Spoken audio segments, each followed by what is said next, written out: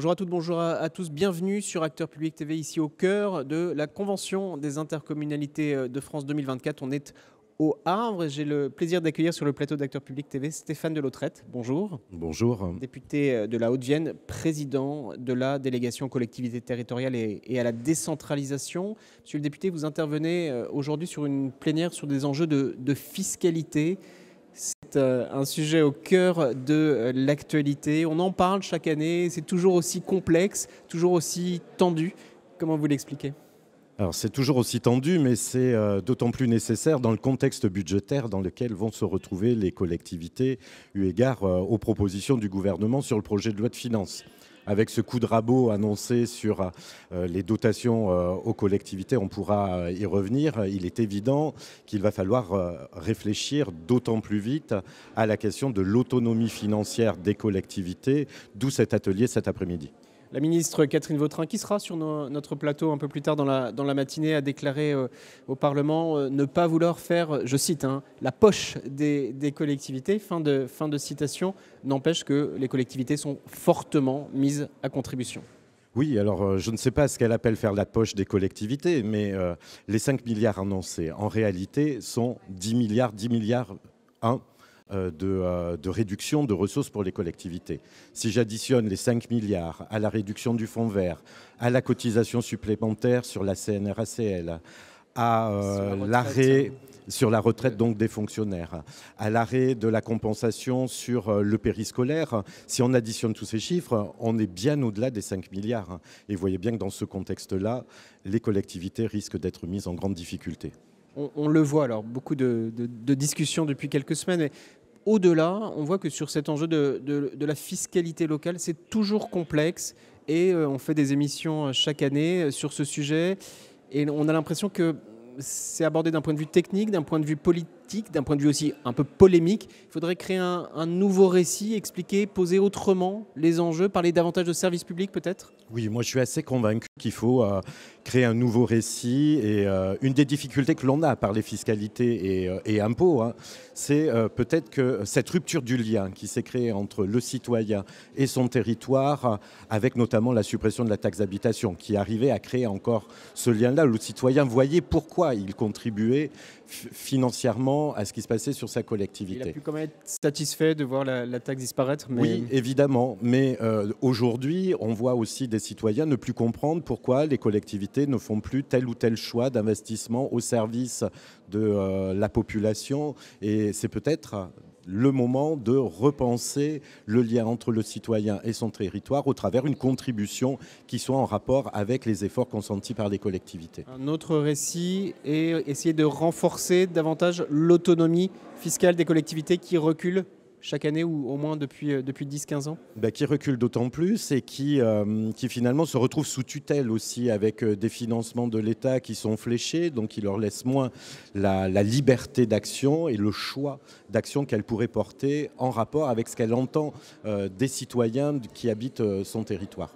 Et dernière question, alors sur cet enjeu fiscal, puis quelques autres questions à vous poser, mais on a l'impression aussi qu'il serait peut-être important, urgent de stabiliser les règles du jeu alors qu'il y a eu beaucoup de réformes depuis 10 ans sur la fiscalité locale. Vous êtes d'accord ? Oui, je pense que globalement, et tous les élus, quel que soit leur bord politique, appellent à de la stabilité, mais demandent aussi à avoir de la visibilité. Et cette question de l'autonomie financière, c'est surtout une demande de visibilité financière pour les élus, pour conduire les projets qu'ils ont à conduire sur leur territoire.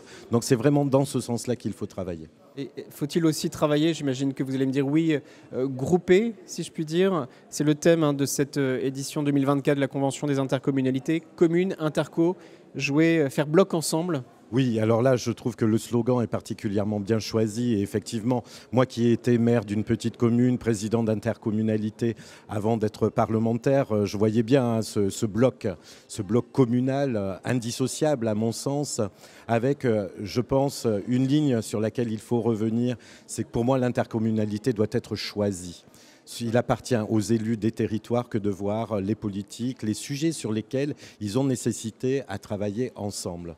Mais on a vu les limites des transferts obligatoires de compétences. Ce n'est pas forcément cela qui a permis d'avoir des politiques toujours efficaces, efficientes sur les territoires, et quelquefois mis d'ailleurs les communes et les intercos en opposition, là où, quand elles ont choisi les axes de travail ensemble, ça fonctionne plutôt bien.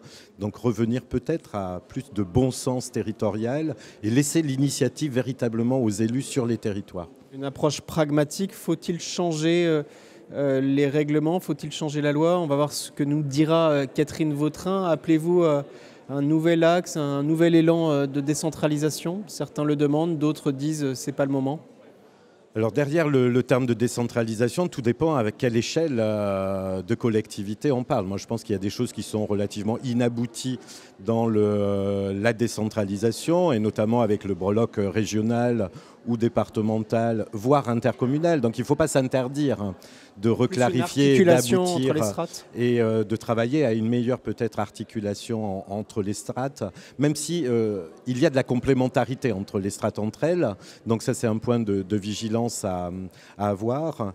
Mais ça n'exclut pas le fait de laisser de la liberté d'action au territoire. Et c'est aussi le sens de la décentralisation. C'est laisser aussi au territoire l'initiative et l'adaptation des choses à leur contexte. Donc pas, à vous écouter, pas forcément de nouvelles lois, mais davantage de latitude, de capacité à agir, ce qui peut aussi passer par des enjeux budgétaires. Ce qui peut aussi passer par des enjeux budgétaires, tout à fait. Le ministre qui a dans son portefeuille ce terme de partenariat, à vous écouter, il est bien choisi, davantage de partenariat, de contrat peut-être avec les territoires? Alors si c'est entre l'État et les territoires, quand on voit l'approche budgétaire, j'attends de voir quelle va être la proposition, parce que jusque-là, une décision unilatérale du gouvernement avec une telle maltraitance des territoires sur le plan budgétaire, j'attends de voir quelle va être la proposition de partenariat, mais pour l'instant, ça n'en prend pas le sens. Dernière question, Stéphane Delotrette, vous êtes, je le mentionnais, président de la délégation aux collectivités territoriales et à la décentralisation. C'est un poste important, et d'autant plus important dans le contexte parlementaire actuel. Vous entendez jouer pleinement votre rôle, j'imagine. Comment vous voyez justement cette mission, ce rôle très politique ? Alors évidemment que j'entends jouer pleinement ce rôle, sinon je n'aurais pas eu cette ambition que de présider la délégation.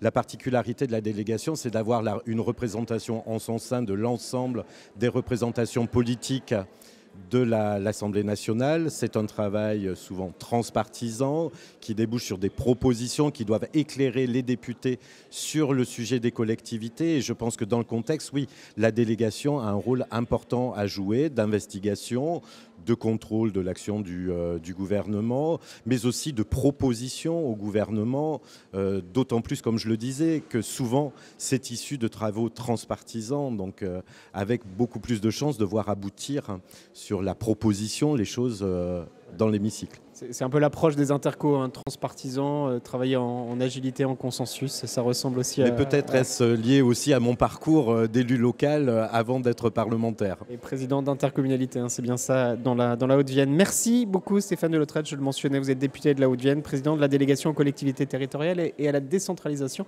Vous interveniez ce 17 octobre, là sur le plateau d'Acteurs Publics TV, au cœur de la Convention des intercommunalités au Havre. À très vite. Merci.